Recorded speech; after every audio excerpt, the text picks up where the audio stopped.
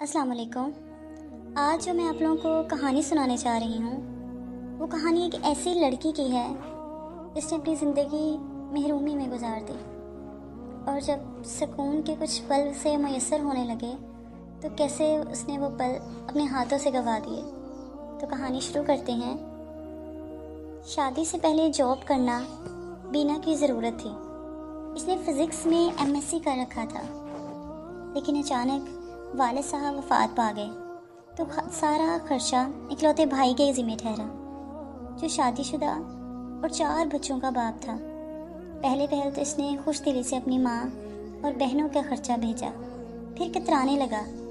آہستہ آہستہ یوں ہونے لگا کہ 6 ماہ بیت جاتے اور امجد بھائی کی جانب سے 1 روپیہ بھی نہ آتا۔ گھر کی چیزیں بکنے لگی تو بینا نے گھر سے باہر قدم رکھا۔ بینا کو ایک مقامی کالج میں جاب ملی تھی۔ ویسے تو اس نے گورنمنٹ کالج میں بھی اپلائی کرنے کا سوچ لیا تھا، لیکن ابھی کے لیے یہ جاب بھی بہت تھی۔ خیر، انہیں ایک جیسے دنوں میں بینا کا رشتہ آ گیا۔ اماں نے کافی پہلے سے ہی رشتے والی خالہ کو کہہ رکھا تھا۔ آج وہ لوگ بینا کو دیکھنے آ رہے تھے۔ بینا، میری بیٹی، آج یہ والا سوٹ پہن لینا، اور ہاں، تھوڑا بہت میک اپ بھی کر لینا، زاہد کے گھر والے آ رہے ہیں۔ کالج سے تھکی ہاری آئی ہوئی بینا نے ایک ٹھنڈی سانس لے کر بیڈ پر پڑے ہوئے گلابی جوڑے کو دیکھا اور سر ہلا دیا۔ زاہد کی بہنوں کو بینا بہت پسند آئی۔ انہوں نے لگے ہاتھوں دعائیں بازار کے چکر لگانا شروع کر دیے۔ سلیقہ مند بینا نے اپنی کافی ساری تنخواہ چونچلوں میں اڑانے کی بجائے بینک میں محفوظ کر رکھی تھی۔ اس موقع پر وہی کام آئی۔ امجد بھائی کی طرف سے ایک 10,000 کا چیک اور معذرت کال آئی، جو اماں نے 1000 صلاتوں کے بعد وصول کی۔ کچھ عرصے بعد بینا کی شادی ہو گئی۔ شادی کے فوراً بعد اسے گورنمنٹ کالج میں جاب مل گئی۔ وہ بہت خوش تھی، لیکن اس کے مقابلے میں زاہد کچھ ایسا خوش اور پرجوش نظر نہیں آتا تھا۔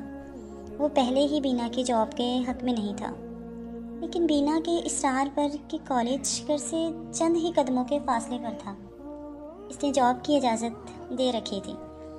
اب یہ نئی جاب بینا کو مری کے گورنمنٹ کالج میں ملی تھی۔ میں ہر ویکنڈ پر آ جایا کروں گی۔ اس میں ناراضگی کی کیا بات ہے زاہد؟ ہم ہفتے کے پورے 2 دن اکٹھے گزاریں گے۔ دیکھو نا، یہ جاب بہت اچھی ہے، اور تنخواہ کا تو نہ ہی پوچھو، پہلی والی سے ڈبل ٹرپل زیادہ۔ پھر میں یہ کیوں چانس مس کروں؟ چھوٹی چھوٹی ضرورتوں کو ترسی ہوئی بینا اتنی بڑی تنخواہ ہاتھ سے کیسے جانے دیتی؟ پھر یہ تنخواہ زاہد کی 2 دکانوں کی کمائی سے بھی زیادہ تھی، لیکن زاہد کے سامنے اس کی ایک دلیل بھی ماننے والی نہیں تھی۔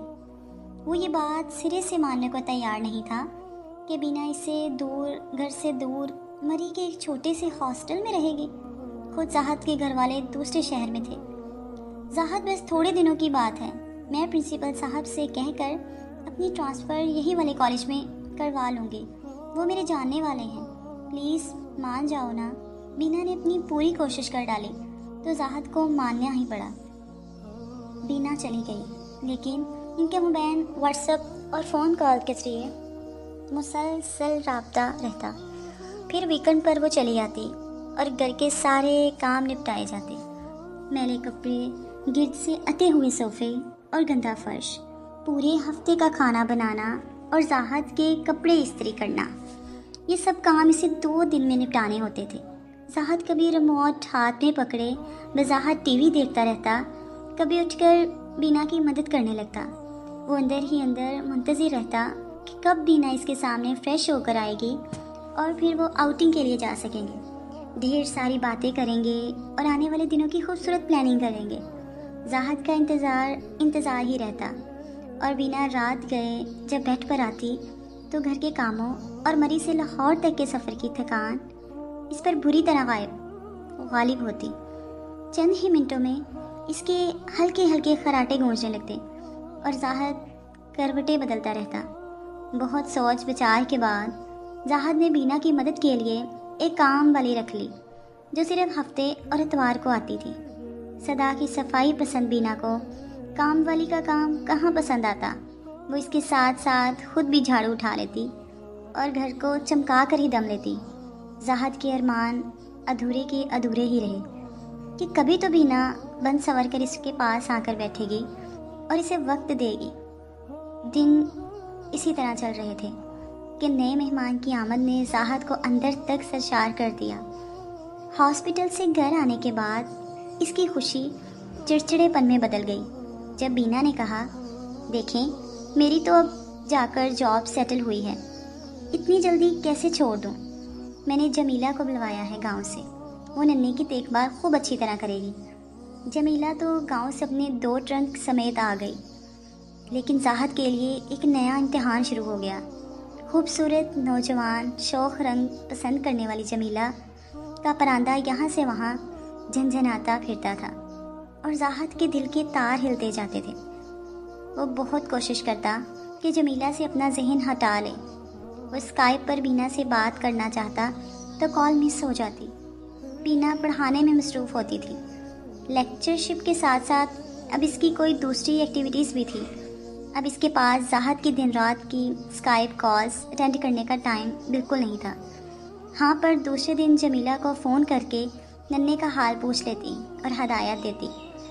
بینا، ویسے تو پورا اسٹاف تمہارا عقل مندی کی داد دیتا ہے، لیکن اس معاملے میں تم بالکل بے وقوف نکلی۔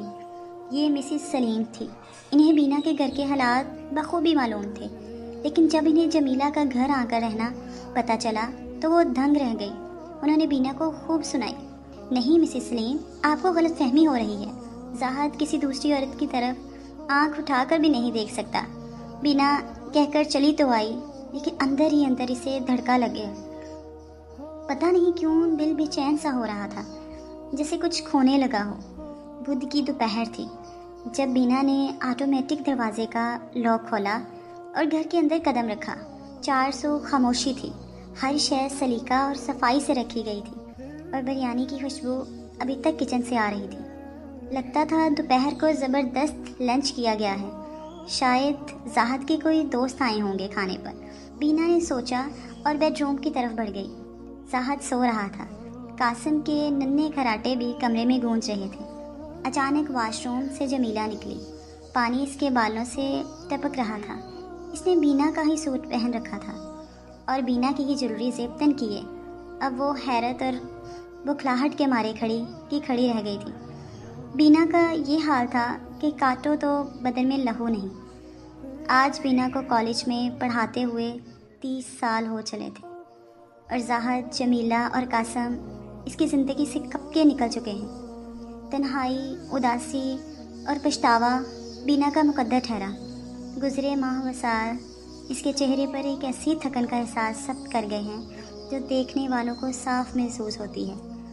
جی ہاں، بینا تھک گئی ہے اور مری کی سفید پوش پہاڑی پر بنے ہوئے چھوٹے سے گھر کی کھڑکی کے پاس کافی کا مگ تھامے اکثر سوچتی رہتی ہے، یہ غلطی کہاں ہوئی ہے؟ کیا آپ بتا سکتے ہیں کہ بینا نے کہاں پر غلطی کی ہے؟ کیسی لگی آپ لوگوں کو میری کہانی پسند آئی ہو تو لائک، شیئر، سبسکرائب لازمی کیجیے گا۔ خوش رہیں، آباد رہیں۔